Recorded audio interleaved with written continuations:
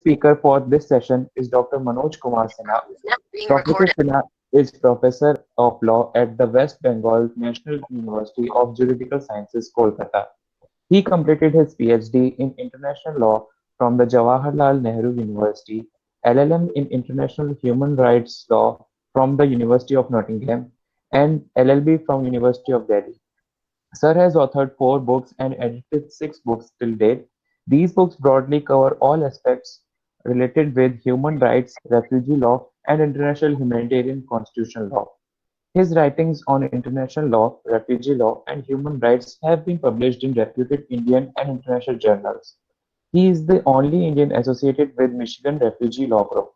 Professor Sinha is associated with International Association of Refugee Law Judges (IARLJ) for more than a decade, and has been actively participating in the activities of the IARLJ. In the recognition of his commitment in the field of human rights and humanitarian law, he was offered prestigious visiting professorship at the Raoul Wallenberg Institute of Human Rights and Humanitarian Law, Sweden. He also served the Indian Society of International Law, New Delhi.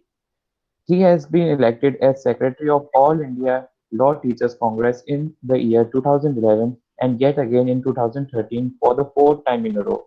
That was a brief introduction for a great personality. Now, without further ado, I would request sir to start with his address. Please, sir. Thank you very much for introduction and invitation to address the students on the role of the United Nations, but I understand for the promotion and protection of human rights.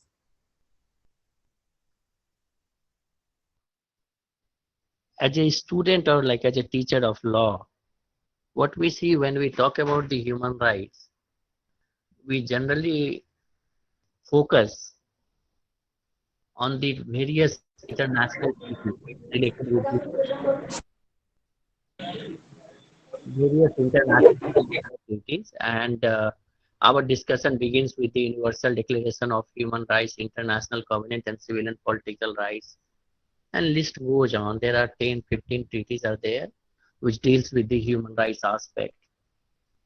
The question begins, or the main question, how these treaties have come in existence, and is there any role of the United Nations as such? So I will focus not on the treaty, I'll focus more on the human rights under the United Nations regimes.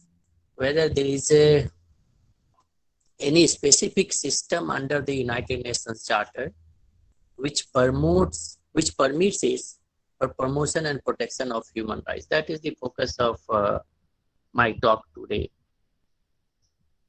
Many have questioned when in 1945 United Nations Charter was adopted. It would have been better if Charter had included human rights itself under the United Nations Charter. What we see under the United Nations Charter, human rights indeed is reflected under the United Nations Charter, but not in the way that has been catalogued under the various international human rights instruments. What we see under the distinction, what we notice under the United Nations Charter and treaty-based human rights instrument. Under the charter-based human rights instrument or under the United Nations Charter, what we see, it has been deliberately left to the state. The wording is in such a manner, it looks like it's a promotion of human rights. United Nations makes an effort to encourage the states for promotion and respect for human rights and fundamental freedoms on the principle of non-discrimination. So this is the way they have mentioned under the United Nations Charter. To begin with, but United Nations has played very important role in promotion and protection of human rights, and that we'll try to understand in over 1 hour. So Charter has played, no doubt, Charter has played very important role in promotion and protection of human rights, and how it has been achieved, that we'll try to explore, examine, and find out how this has been achieved. When you look into the United Nations Charter, as I mentioned, the Charter does refer about the human rights And if you look into the very first preamble of the United Nations Charter, we can find the very third line. The third line of the preamble of the United Nations Charter speaks about the human rights. And what it says, the very third line. So Charter actually, in the third line of the United Nations Charter under the preamble, human rights has been referred. And it says clearly under the preamble of the United Nations Charter, to reaffirm faith in fundamental human rights, in the dignity and worth of the human person, in the equal rights of man and woman, and of nations large and small. So we see the United Nations also in the preamble itself recognizes the reaffirming the faith on human rights and fundamental freedoms. However, it has been more elaborated under one of the purposes of the United Nations Charter, that is Article 1, Paragraph 3. Article 1, Paragraph 3 of the United Nations Charter, which also is very important, and that an importance of the Article 1, Paragraph 3 can be also linked with present crisis.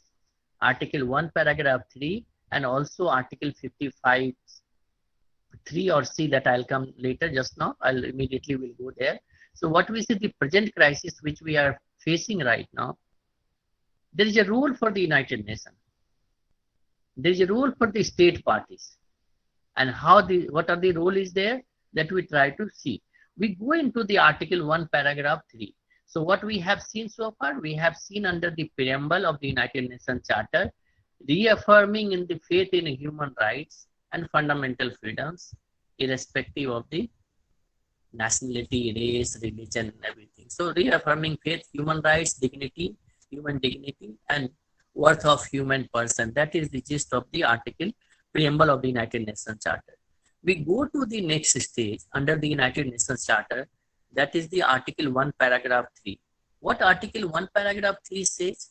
Article 1, Paragraph 3, and what I have said just now, that in present crisis, we see some hope if we examine, if we evaluate the article intention of the drafter of the Article 1, Paragraph 3, we find some kind of solace to deal with the present crisis. And that, so it says clearly, to achieve international cooperation. So under the United Nations Charter is mentioned under purposes, under Article 1, Paragraph 3, to achieve international cooperation in solving international problems of an economic, social, cultural, or humanitarian character. So it emphasizes on the word international cooperation in solving international problems. So what it says, we all have to work to achieve international cooperation for what? To resolve international problems of having nature of social, cultural, or humanitarian character. This is the first part of the Article 1, Paragraph 3. And it goes further, and in promoting and encouraging respect for human rights and for fundamental freedoms for all without distinction as to race, sex, language, or religion, and it goes on.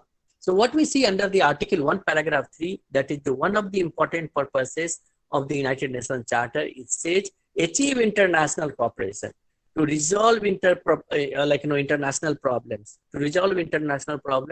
having nature of humanitarian, economic, social, cultural, and so on and so forth.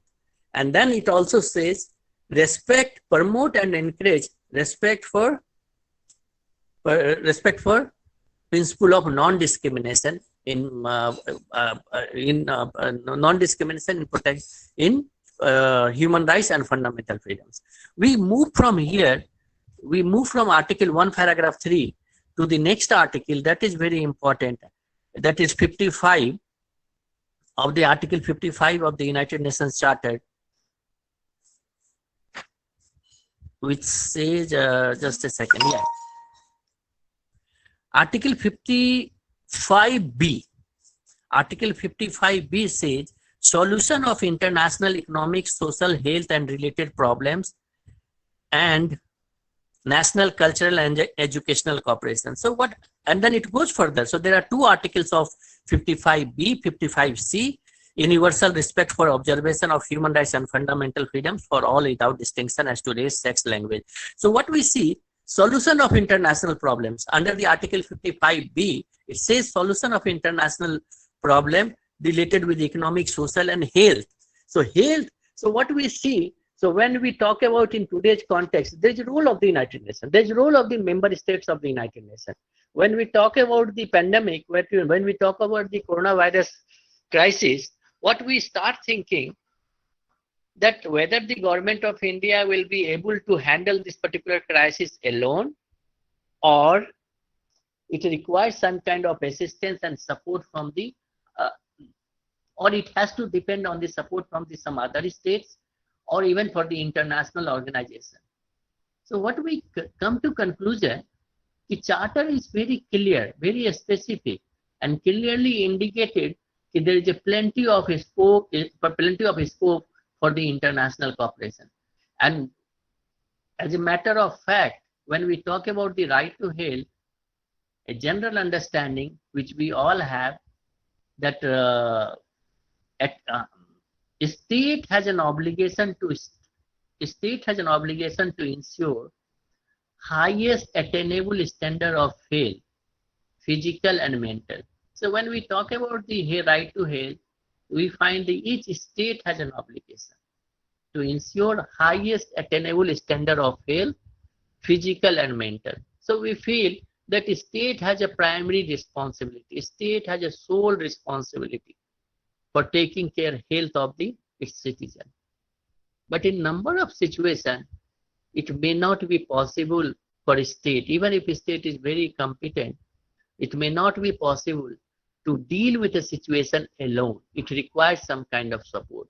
And that is the way, that is why we have been discussing nationally and globally to find out a vaccine, to find out a solution to present particular crisis. So we all have to work together to deal with this particular challenge, and we find support for this argument under the United Nations Charter, under the Article 1, Paragraph 3 and 55B also talks about the same thing under the United Nations Charter. So we see international charter is very much relevant and very critical in a particularly in the present crisis. Now I'll take 1 or 2 minutes here again under the charter. So what we see, I have mentioned you 3-4 articles, preamble of the charter, Article 1, Paragraph 3, 55. But under the United Nations Charter, there are a number of places you find reference of the human rights under the United Nations Charter. There are 7 or 8 places we find references of the word United human rights and fundamental freedoms are mentioned under the United Nations Charter. However, Charter doesn't define what human rights means, what fundamental freedoms means. So this was done deliberately, and that is I feel that is the question we all have in our mind. Why Charter has failed to define human rights? And that point we have to understand, that we have to think why in 1945, when Charter to draft United Nations Charter exercise which began in 1942, in fact during the war the initiative was taken, there was a realization that League of Nations have to be replaced by another strong international organization. So during the wartime itself, during the Second World War time itself, process was started for the establishment of another organization which will replace the League of Nations. And that is why in beginning of the states have started working for the United Nations from 1942 onwards. The term United Nations means there are 22 states were initially together, those allied powers. So they started working in the 1942. Human rights has become an integral part of the United Nations Charter, which I have brought before you. You have also understood that Charter also speaks about the human rights. But what you have noted, what we have understood, the Charter speaks about promotional. It doesn't talk about the protection of human rights. It talks about the promotion of the human rights. It requests states, it urges states to respect human rights, fundamental freedoms, and the principle of non-discrimination. and it also suggests that the state can seek cooperation in case of solving certain problems, humanitarian character, social character, cultural, and other aspects. So this is the gist of the United Nations is there. How United Nations has played an important role, which we can start with the examining the role of the United Nations in present crisis, and whether in the past United Nations had dealt with similar kind of situation, whether United Nations in the past had dealt with similar kind of situation. In present crisis, we don't find so much active role of the United Nations. I don't know why, but we feel that United Nations is not very proactive in dealing with this particular crisis. It's more moved towards the WHO, World Health Organization, European Union. They are thinking, and other small bodies, they started thinking about the present crisis. But the United Nations, some way, as far as my understanding goes, they might have looked into something, but they are not looking into very seriously examining this particular crisis and trying to find out a way out, a problems like a necessary steps. So far they have not done. But interestingly, United Nations in the year 2014, United Nations in the year 2014, similar kind of problem occurred, and that was the Ebola crisis in the African countries. So large number of African countries were affected due to the Ebola crisis in 2014 onwards. So what happened in 2014? United Nations took some initiative, and that is very historical. That has historical importance. And why it's a historical importance? The first time in the history of the United Nations, the first time in the history of the role of the Security Council, a resolution was adopted. A resolution was adopted under Chapter 7 of the United Nations Charter to deal with right to health issues. So what happened in 2014? Security Council of the United Nations. The Security Council is one of the principal organs of this United Nations out of 6 principal organs. So one of the principal organs is the Security Council. And if you read the Security Council's Article 24 of the United Nations Charter, it says that Security Council has primary responsibility for maintenance of international peace and security. So who has a responsibility? If there is any threat to the international peace and security, like off and on, you young people feel very agitated and start demanding that your state should demolish the other state. Charter prohibits strictly an attack on an independent or sovereign state. No state, no member states of the United Nations shall violate the territorial integrity and political independence of a sovereign state. And that is why we see this is not the power of the state. If there is a threat because of the conflict, then the role of the Security Council becomes very fundamental, because Article 24 of the Security Council says clearly that Article 24 of the United Nations Charter clearly states that the Security Council has primary responsibility for maintenance of international peace and security. So that is the reason we look forward to the Security Council. So Security Council, then when this Security Council has to exercise its power, security power, then Security Council has to go for the Chapter 6 and Chapter 7. We focus on Chapter 7. We will not talk about the Chapter 6, but however, I will highlight Chapter 6 deals with specific settlement of international disputes, peaceful settlement of disputes. So Security Council and other organizations can also play important role. Peaceful measures, negotiation, conciliation, arbitration. There are 8 grounds are there. Security Council can play under peaceful. So Chapter 6 deals with the specific settlement of disputes or peaceful settlement of disputes. However, Chapter 7, it talks about the enforcement measures.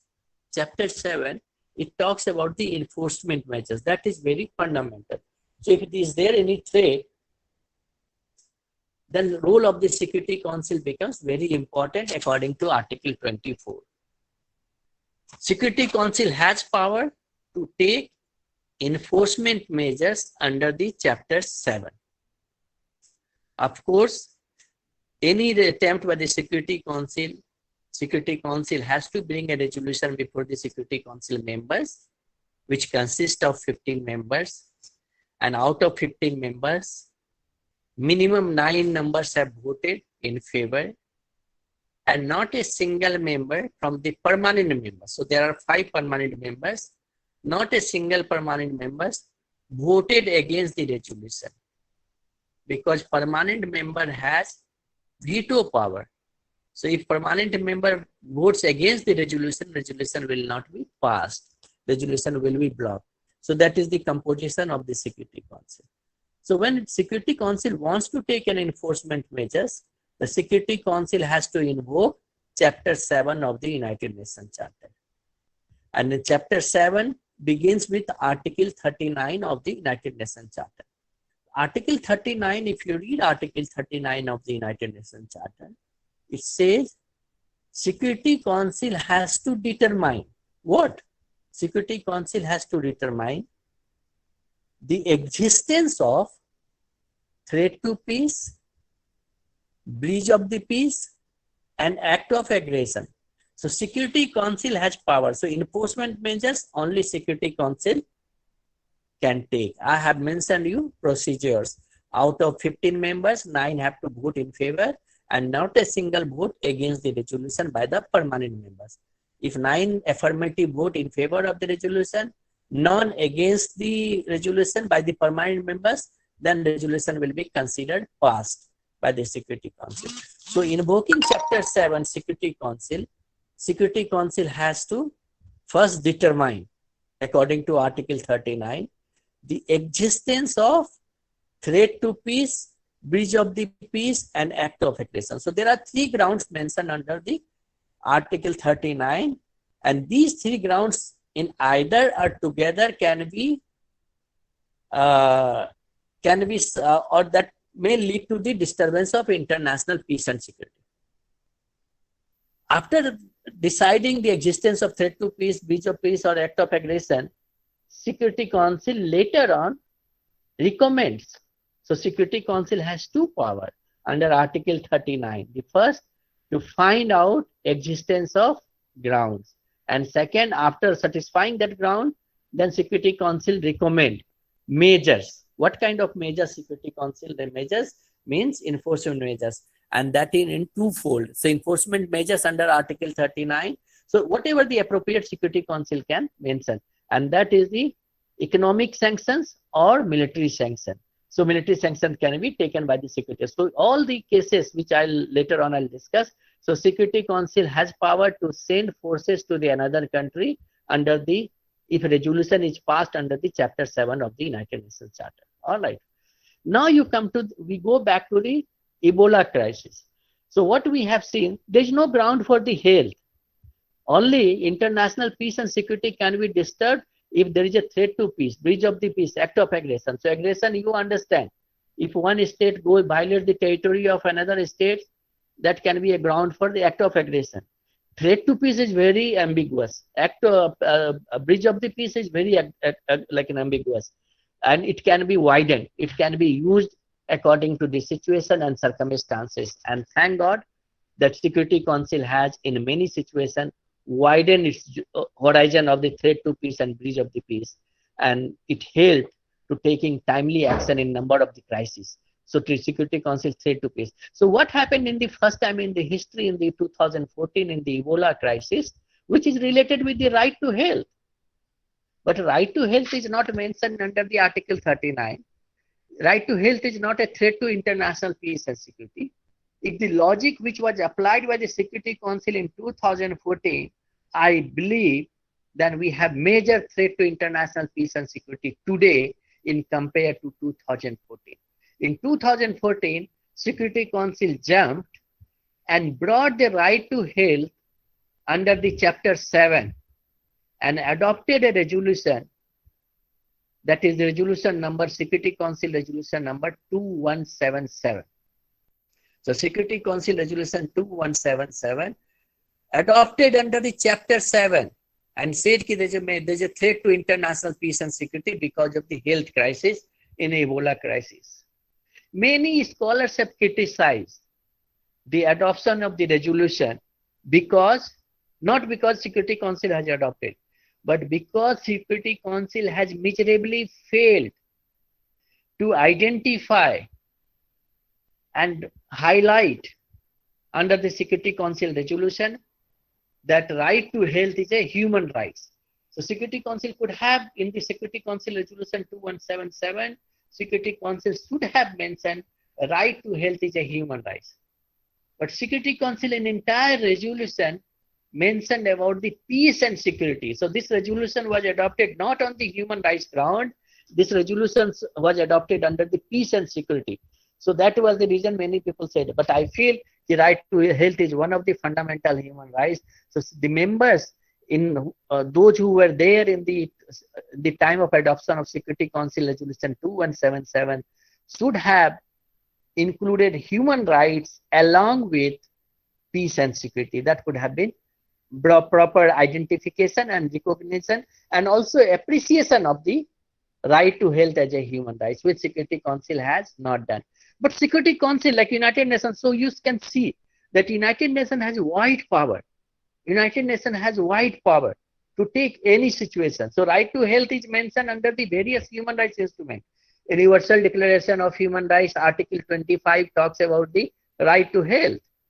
Article 12 of the International Covenant on Economic, Social and Cultural Rights talks about the right to health.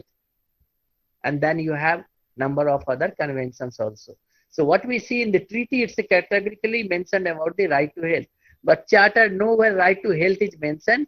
Human rights, of course, is mentioned, but right to health has been brought under Security, brought under Chapter 7. So that is the power we can see under the Security Council has under the under United Nations Charter.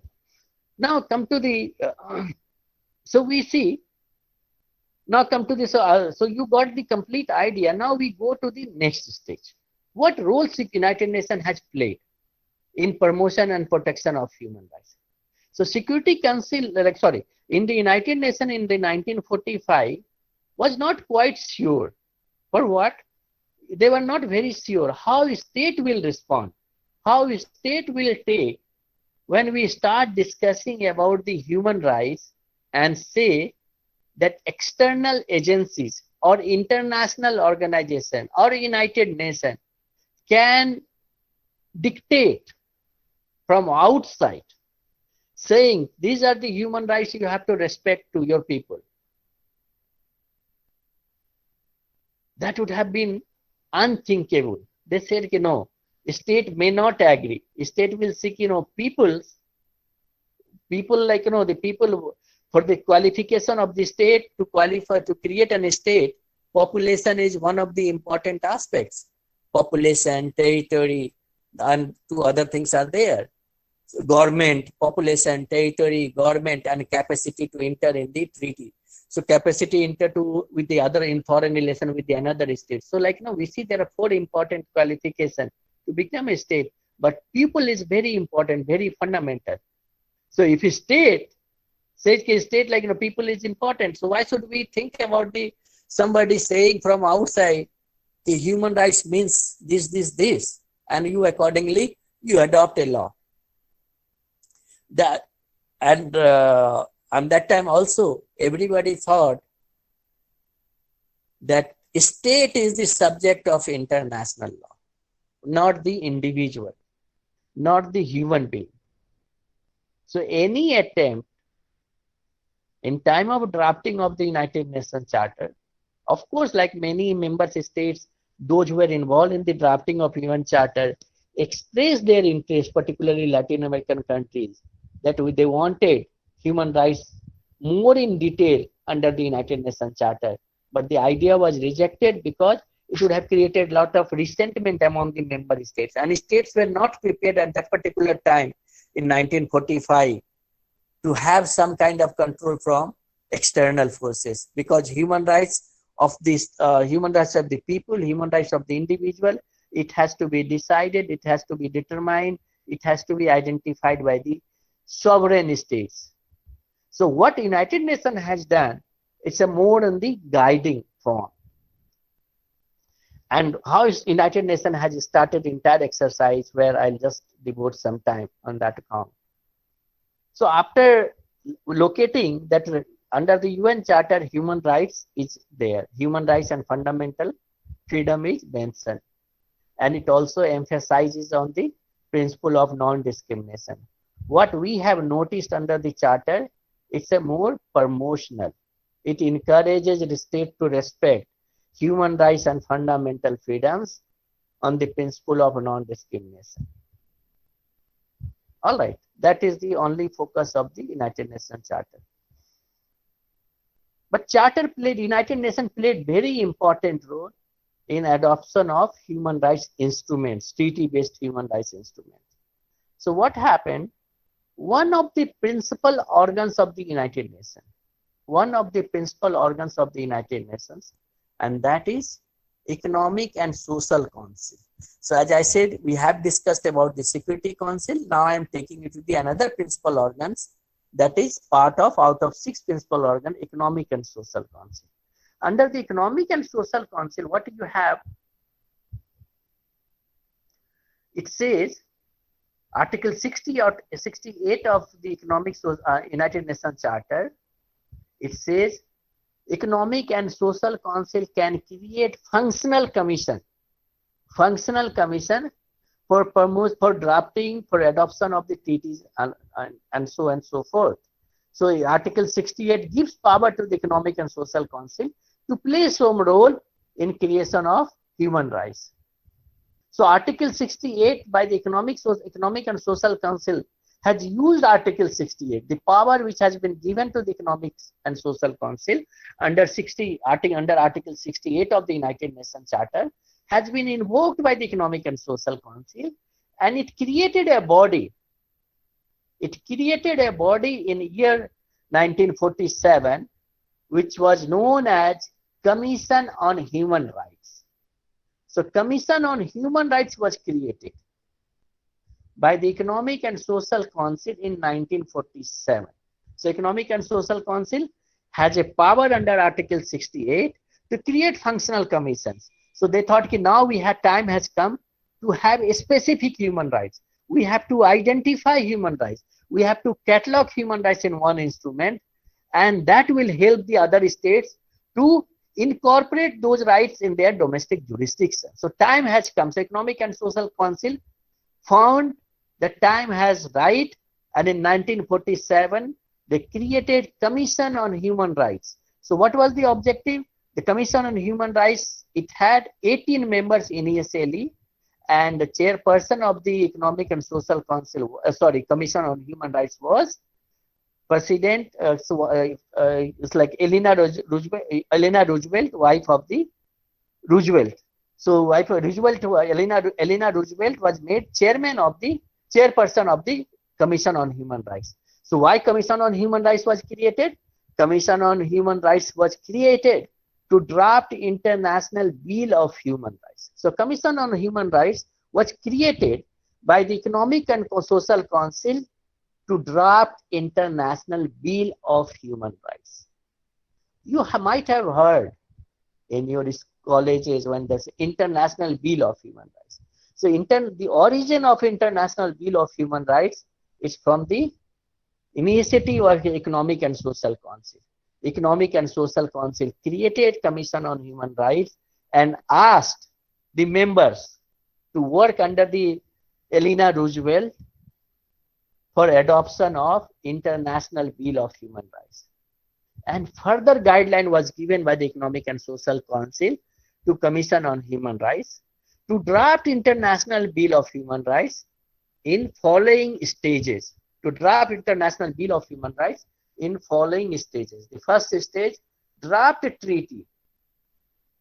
of non-legal binding instrument. So first stage, Commission on Human Rights was given to draft international human rights instrument having of non-legal binding instrument. So first, non-legal binding human rights instrument. Second, after completing first task, you draft legal binding human rights instrument. Legal binding human rights instrument. And third, legal binding instrument along with the implementation mechanism. So this will consist International Bill of Human Rights. So Commission on Human Rights was advised to go step by step.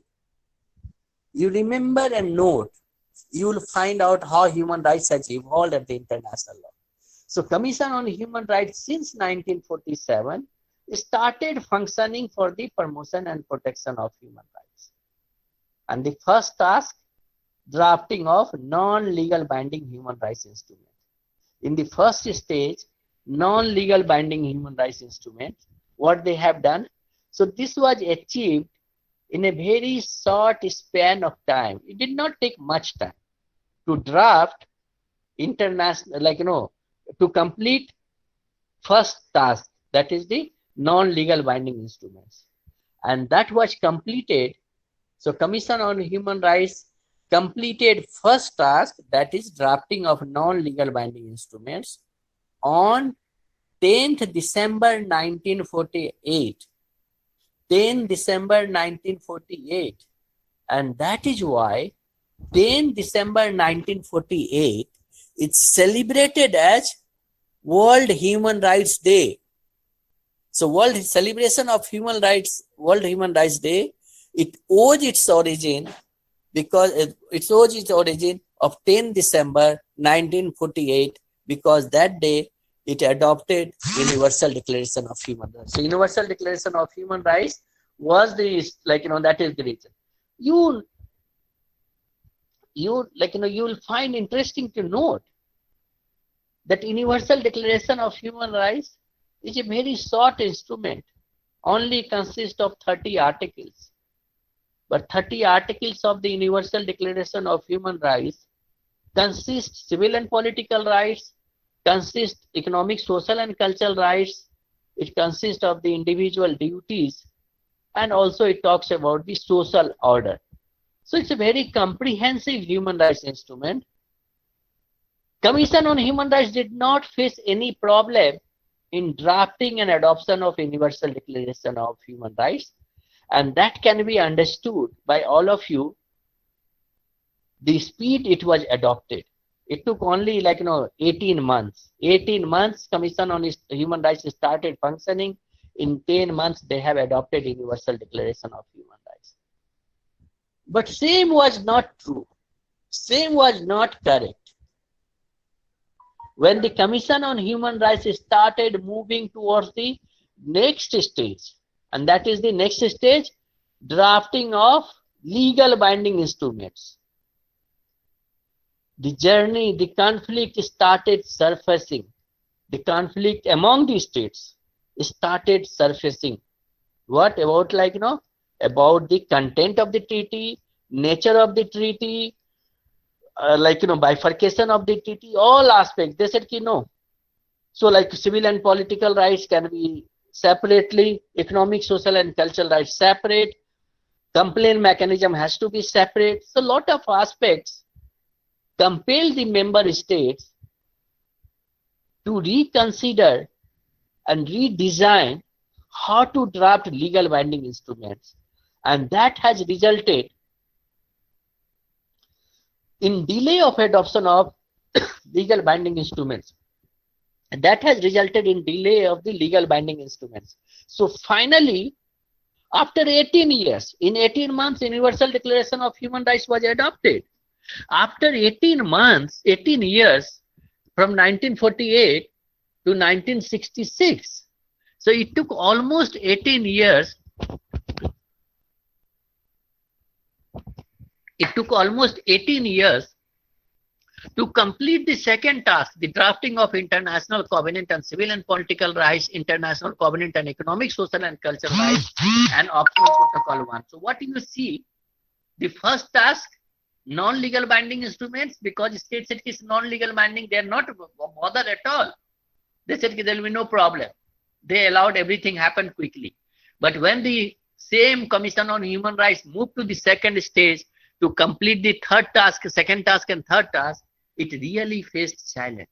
It really has to work very hard to bring all states together and agree for the consensus. That was becoming very difficult, and that led to the massive delay in the adoption of the legal binding instrument. And this was achieved finally on 16 December 1966. 16 December 1966, what happened? International Covenant on Civil and Political Rights, International Covenant on Economic, Social and Cultural Rights, and Optional Protocol 1. So by now, you have 4 instruments under the International Bill of Human Rights. The first instrument, that is Universal Declaration of Human Rights. Second instrument, International Covenant on Civil and Political Rights. Third instrument, International Covenant on Economic, Social and Cultural Rights. And fourth, Optional Protocol 1. And now, Optional Protocol 2 has been also added in 1989. So, International Bill of Human Rights consists of Universal Declaration of Human Rights, International Covenant on Civil and Political Rights, International Covenant on Economic, Social and Cultural Rights, and 2 protocols, Optional Protocol 1 and Optional Protocol 2. Optional Protocol 1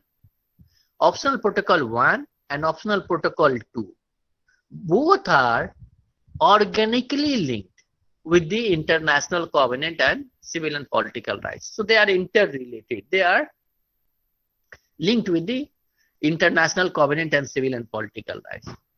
What these protocols deal, that I will just inform you in a very briefly. The Optional Protocol 1 talks about individual complaint procedure. It deals with the only individual complaint mechanism. Individual can file a complaint against his or her own state. And Optional Protocol 2 deals with abolition of death penalty. Abolition of death penalty. So Optional Protocol 1 deals with the individual complaint, and Optional Protocol deals with the abolition of death penalty. So those states which have adopted Optional Protocol 2, take 1 or 2 minutes here and we try to understand the impact of these treaties on India. India, as you know, to make a treaty, so this treaty is by nature International Covenant on Civil and Political Rights and Economic, Social and Cultural Rights are legally binding treaty, legal binding instruments. But these treaties will become legal binding for a state only if a state gives its a consent by ratifying the treaty. If a state gives its consent by ratifying the treaty, if a state says, okay, we ratify this treaty, means you have given a consent. There is no coercive element. You have to become the party of the treaty. Treaty is available, you take a decision. So state has a freedom. It's a voluntary. So if a state decides, so this treaty was, as I said, the treaty was adopted in 1966, but India did not join immediately. India became party to the International Covenant on Civil and Political Rights, International Covenant on Economic, Social and Cultural Rights on 10 December, on 8 or 9th April 1979. So we decided to accept legal obligation under the International Covenant on Civil and Political Rights and Economic, Social and Cultural Rights in the month of April 1979, after the end of emergency, first national emergency. Then we decided to become the party of the human rights instrument. As an individual, you can ponder over, or you can think over whether you can also approach international body for remedies in case of violation of your rights by the government of India. That option is available because optional protocol 1 says that individual complaint mechanism. So that option is there. But that option will become, so that option is truly optional. Even India has signed and ratified International Covenant on Civil and Political Rights. Optional protocol 1 and 2 will not become operational automatically. So commitment of the government of India to respect human rights only to the rights which are mentioned under International Covenant on Civil and Political Rights. That's all. So whatever is mentioned under the International Covenant on Civil and Political Rights will respect and implement. But we have not accepted individual complaint mechanism where individual can file, and we have not accepted or we have not given any commitment to abolish death penalty. So it means we can continue death penalty, and that is the reason death penalty we have also recently on 4th March, the 4 accused Nirbhaya's case, accused were given death penalty, executed on 4th March of this year. So death penalty is not applicable because we are not party of the optional protocol 2 and optional protocol 1. To make optional protocol 1 and optional protocol 2 mandatory for a state has to sign and ratify optional protocol 1 and 2 along with the International Covenant on Civil and Political Rights. So we see, so we leave it there. Now we come to an interesting fact which I would like to highlight. These treaties were ready in 1966, but it entered into force in the 1976. So from 1945 to 1976, there was no international human rights instrument for protection of the human rights. There was none. Human rights instrument, general human rights instrument. Of course, Racial Discrimination Convention was there, but no general human rights instrument which talks about right to life, provision against torture, provision against slavery, due process of law, freedom of thought, conscience and religion, freedom of speech and expression, freedom of association, freedom of political participation, freedom of marriage, right to marry, and right to minorities. These rights were not they were available, but it was not accepted. There were no treaty entered into force. So almost 1945 to 1976, United Nations did an exercise. It started constituted Commission on Human Rights in 1947. So Commission on Human Rights exercise continued for the many years, but legally binding treaty did not enter into force till 1976. What happened in between when the Commission on Human Rights started working? It started receiving a lot of complaint of human rights, racial discrimination, and violation of the slavery and other aspects. So members of the Commission on Human Rights, so general people have no idea. They came to know that the Commission on Human Rights was constituted. It's a functioning. So Commission on Human Rights started receiving complaints. A lot of letters started pouring into the Commission on Human Rights office related with the human rights violation. So Commission on Human Rights has clearly initially said they don't have any mandate to entertain complaint. They have a specific mandate to draft International Bill of Human Rights. They don't have a mandate to entertain individual complaint or something like that. To fill this particular gap, the subsequently two important resolution, ECOSOC resolution was adopted by Economic and Social Council resolution 1235 and ECOSOC resolution 1503. ECOSOC resolution 1503. That allows some way Commission on Human Rights to look into the complaint related with the human rights violation. But that is very limited way where systematic pattern of gross violation of human rights has taken place. Those cases, clubbing number of cases, try to find out systematic pattern of violation of human rights, and then necessary directions were passed by the Commission on Human Rights. So subsequently, Commission on Human Rights also got some strength through Economic Social Council Resolution 1235 and 1503 to admit complaints related with the human rights violation. As like, so 1947 onwards, Commission on Human Rights functioned till 2006. In 2006, Commission on Human Rights was replaced. So Commission on Human Rights for many years, so means United Nations bodies for many years functioned for the promotion and protection of human rights. From 1947 to 2006, Commission on Human Rights functioned. Commission on Human Rights gave us Universal Declaration of Human Rights, International Covenant on Civil and Political Rights, International Covenant on Economic, Social and Cultural Rights, Optional Protocol 1 and Optional Protocol 2, which we are familiar as a International Bill of Human Rights. So United Nations played very important role in giving us legal binding human rights instrument, and that is the instrument which we have identified and discussed. Commission on Human Rights has also large of function. Like it has brought two functions. It is a thematic mandate and also country visit.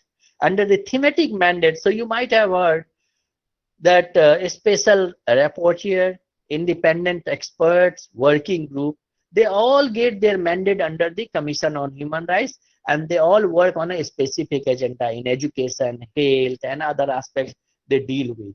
So Commission on Human Rights, after completing its task, it worked in the thematic areas of the human rights, guiding human rights, identifying human rights, whether there is a need to have a legal binding instruments or not. So it become very effective bodies in codification of human rights, promotion of human rights, and also if gross violation of human rights is taking place, Commission on Human Rights used to play very important role. The time is running fast, so I'll just quickly in 10 minutes I'll try to complete. So what I see that after 2006, Commission on Human Rights has been replaced. Commission on Human Rights has been replaced by the another body. The another body which has come into the place, that is Human Rights Council. So in 2006, Commission on Human Rights has been replaced by the Human Rights Council. Human Rights Council has 47 members. There are a number of differences, but glaring difference or distinction we can note. Human Rights Council has become subsidiary organ of the General Assembly of the United Nations. Has become the subsidiary organ of the General Assembly of the United Nations. Whereas Commission on Human Rights was subsidiary organ of the Economic Social Council, Economic and Social Council. So Economic and Social Council has limited member, 54 members, and General Assembly has 193 members.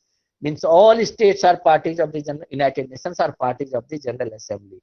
So Human Rights Council has become, so a lot of changes has taken place under the Human Rights Council. More or less the functioning, the thematic mandate, advisory bodies, complaint procedure, these were integral part of the Commission on Human Rights, were also become part of the functioning of the Human Rights Council. Human Rights Council also looking into these three aspects. But one important addition under the Human Rights Council functioning we see, that is the Universal Periodic Review, UPR. Universal Periodic Review. So what Universal Periodic Review means? It means that the state has to submit a state party report. The state has to submit a national report. To whom? To the Human Rights Council. To the Human Rights Council, the state has to submit a report regarding how they are implementing human rights at national level. So that report should include, it's a much bigger report. It's in a brief, but it covers, it's it's a content is much substantive, much stronger compared to the other. So what it says, so when a state prepares a report under the Universal Periodic Review, it should include how a state is implementing the various treaties at the national level. So, so that means Universal Declaration of Human Rights, International Covenants, CEDAW, something. And the mechanism they have developed for this report, it's a very strong. State has to submit every 4 years its national party report. Its report has under the Universal Periodic Review. And that you can understand, that you can support, or that you can believe, like India became part, India is part of the Human Rights Council. So we have submitted our report in 2008. We submitted our report timely in 2012. We submitted our report in 2016. And now we are going to submit our report in 2020 also. So what we see, the timely, that is not available in any other treaty bodies. When you get an opportunity to look into the deeper into the subject, you may be surprised that reporting system is a major failure of the treaty monitoring bodies. States are not so much concerned. States are not very much enthusiastic about fulfilling its commitment, which the state has taken voluntarily. A commitment to respect, a commitment to ensure that rights are respected at the national level. So report has to highlight how you are implementing. But states conspicuous. State is completely visible that states are not submitting report under this treaty-based human rights instrument. However, under the charter-based human rights instruments in Human Rights Council, what we have seen that states are submitting report in a very timely manner. This is the subject which you explore when you have a time. Next time, if I get a chance to teach you, I can go deeper. But today, time doesn't permit me in there. Now, another important point which is related with the human rights. United Nations has played very important role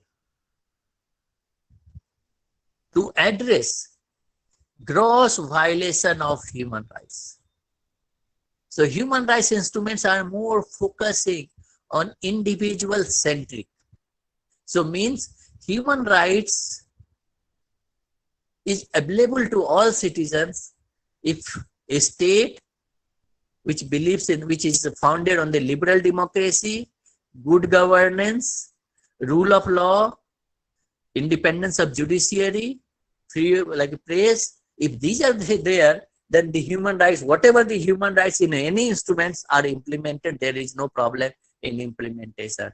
A democratic country which believes in the good governance, which believes in the rule of law, which believes in the independence of judiciary, which believes in the people's participation in formation of the government, then you don't need to worry about that. You think that the state mechanism is strong to take care of the human rights which has been recognized under the international human rights instruments. So means that is the commitment of the state for its people. But in the same state, but there is a danger if a state is autocratic. A state has a democratic government has been removed by the military government by the coup d'etat, and the government has taken power. Or government is instrumental in instigating one ethnic group to kill the another ethnic group, where from the protector, the state becomes perpetrator of the human rights, then these instruments are silent. These instruments are not sufficiently strong to deal with this kind of situation. There, the role of the United Nations becomes very fundamental to deal with the dictatorial form of the government, to deal with the authoritarian government, to deal with the military regimes, putting pressure on them. Of course, these instruments also put pressure. And if continuous gross violation of human rights, which has taken place in Rwanda, which has taken place in Yugoslavia, where large number of innocent people have been killed on the ethnic cleansing. Ethnic cleansing has taken place in the case of the former Yugoslavia and Rwanda. So Yugoslavia and Rwanda case has compelled the Security Council or United Nations to think what to do. So Security Council monitored vast number of resolutions to dealing with this situation. And then when the crisis was over, they have decided that those who are responsible for committing heinous crimes must be punished. And the United Nations under Chapter 7 they have created two tribunals, two ad hoc tribunals. The tribunals is security, International Criminal Tribunal for Yugoslavia under Security Council Resolution 827 in 1993, and under Security Council Resolution 925 in the Rwanda. So what we see, the United Nations Security Council played very important role in punishing those who are responsible, first addressing the crisis and also punishing those who are responsible for the violation of the human rights must face some kind of trial, and that is the reason the ICTY and ICTR. So ICTY and ICTR are the subsidiary organs of the Security Council of the United Nations. They are part of the United Nations. They are created by the Security Council. Resolution is there. So we see Security Council, United Nations is taking very active. When the Twin Tower was attacked on the 9/11 in 2001, the Security Council has passed as a resolution, Security Council resolution, first 1368 and then 1378, and created committee on the CTC was created to monitor the terrorism, and then it has developed very good mechanism to address the international terrorism. So what we see, the Security Council or United Nations has been playing very important role in promotion and protection of human rights of late. It has passed various resolutions, and where the forces were sent, where humanitarian assistance was provided to the state people, in a state, to the people on the ground of humanitarian intervention. Starting with the Security Council Resolution 688 onwards, what we see, Security Council of the United Nations has looked into the series of humanitarian crises and decided to intervene in a sovereign state to safeguard the people of that particular state, because the state, instead of protecting them, is violating their rights, and created more or less a safe haven under the United Nations. Created the safe haven in a sovereign state to see that these peoples are not disturbed by the state authority. So what we see, the gross violation, a serious human rights violation, the Security Council of United Nations has played more important role, more bigger role compared to the treaty-based body human rights instrument. So in the ordinary situation, this treaty-based human rights are sufficient, but extraordinary situation where gross violation of human rights have been taking place, the United Nations has been playing very important role in protection and promotion of human rights. We see. So United Nations has an obligation, because it's mentioned clearly under the preamble of its charter, under various provisions. It has a duty, it has an obligation, a responsibility to see that human rights of the individual is not violated anywhere in the world. United Nations has to treat that individuals has a rights, not because of he or she belongs to a particular state, because he has a rights, because he is a citizen of the world. So we all have a rights because we are citizens of the world. We live in a globalization age. We live in an era where our citizen, as a citizen of the world, our rights have to be protected by all. So it's not be only confined to the state. So there is a larger obligation, there is a larger duties on the United Nations. And I hope that United Nations continue and take note of the current crisis, take note of the different situation, different issues which are emerging, like, migration is a big major issue, dealing with ethnic cleansing is the major issues, violence against women is a major issue, nationally and globally. Racial discrimination has resurfaced again as a very important, serious issue. These issues have to be, terrorism already has been taken. These issues have to be taken by the Security Council, by the United Nations, by the appropriate body. Also, by the eradication of poverty. Just to conclude, which I just missed, the United Nations has realized that when we talk about the human rights, but still after 70 years, we find human rights violations are rampant. There are cases of human rights violations keep on appearing in a number of places. And what we see, to respect human rights, the major threat to the human rights is largely major threat to the human rights is poverty. Poverty is the major threat to human rights, and they have realized in 2000 it, there is a need to collaborate, there is a need to act together to address major threat to human rights. That is the threat to right, that is the eradication of poverty. And what we have seen in the 2000, they adopted Millennium General Assembly of the United Nations has adopted Millennium Development Goals, and in 2015 they adopted Sustainable Development Goals, which had 17 goals. These goals have with a specific objective, in Sustainable Development Goals.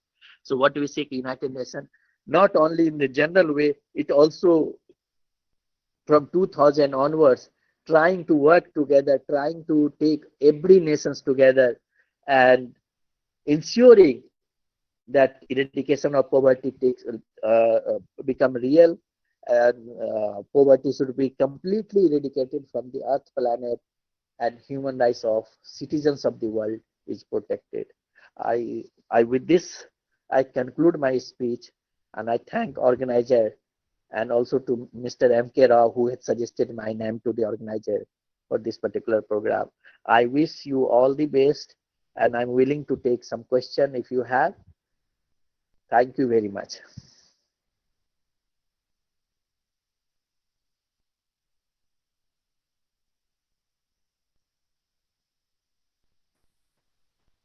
Vedant, are you there? Hello. Yes, sir. Sorry, sir. There was some error. Thank you, sir, for this informative session. It was truly an augmenting experience for all of us, and I'm sure it would be of great help for the students who dream to see themselves in an international organization in the next few years. Now the forum is open for questions. I could see many questions already in the chat window, which shows the inquisitiveness of our participants. Although if anyone wants to add any questions, then he or she is free to type them in the chat box. And please remember to keep your questions short and crisp. Sir, our first question is from Chirag Bhatia. Do you think UN can enforce any measures against China for spreading the COVID-19 virus in case of apparent proofs? Hello. Akash? Sir, should I repeat?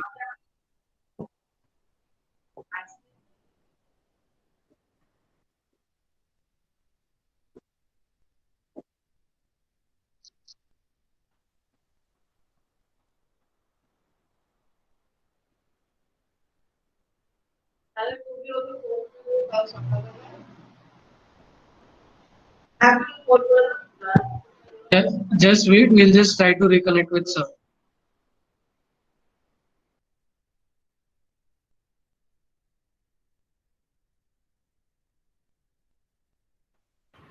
Sir, please unmute yourself.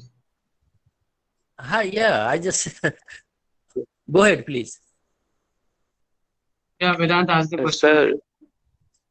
Sir, our first question is from Chirag Bhatia.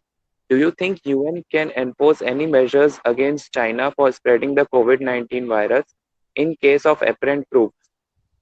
I don't think so. Like, how you see this is like, China has not done anything wrong, and it's very difficult because this question can be answered more looking into the state responsibility. Okay.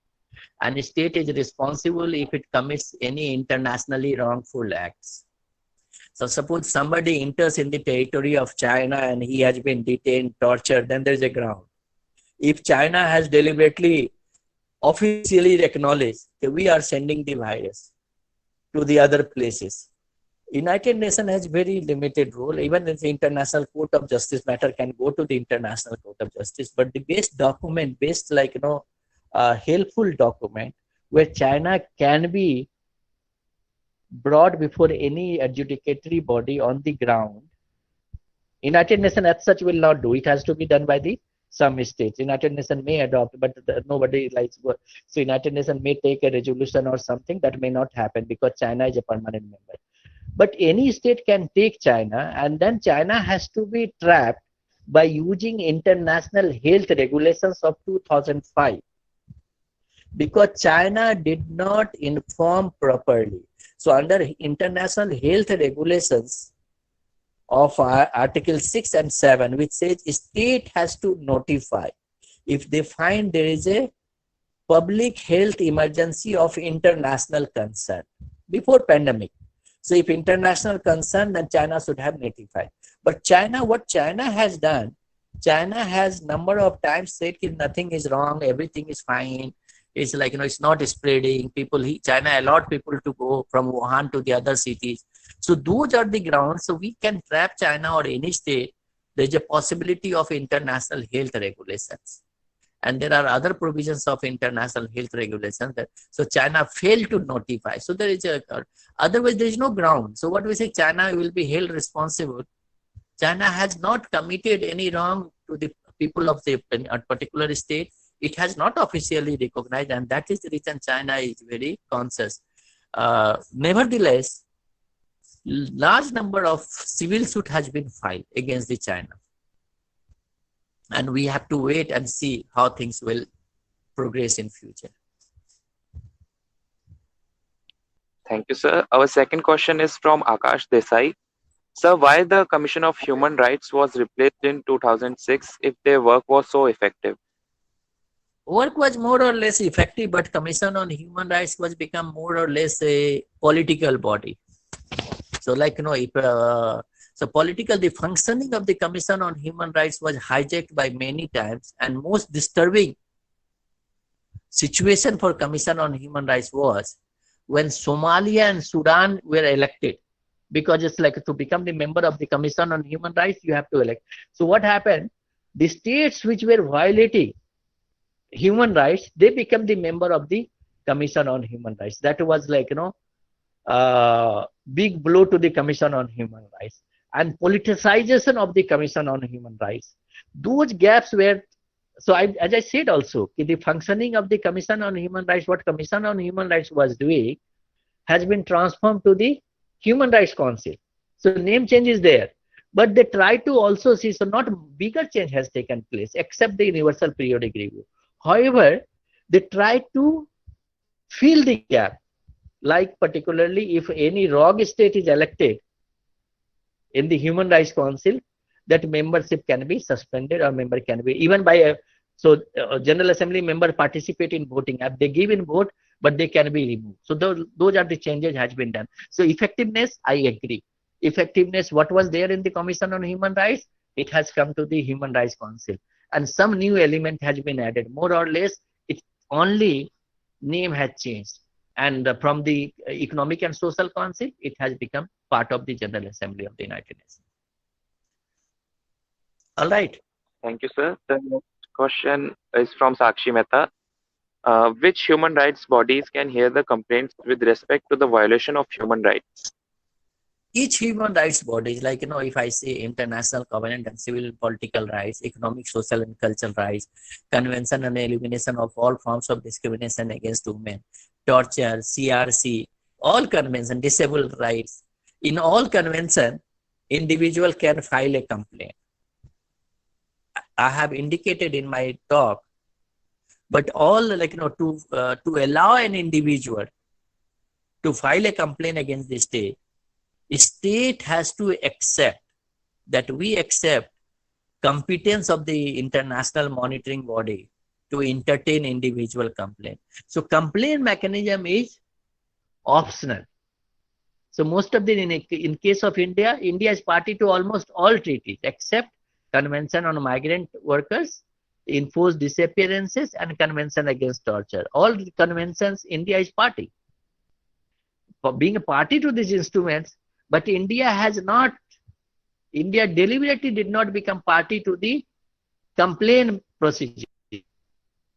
So even a woman, even a child, even a disabled person, they have a specific convention, we are party, but they can't file a complaint because complaint procedure has not been accepted by the government of India or was not ratified by the government of India.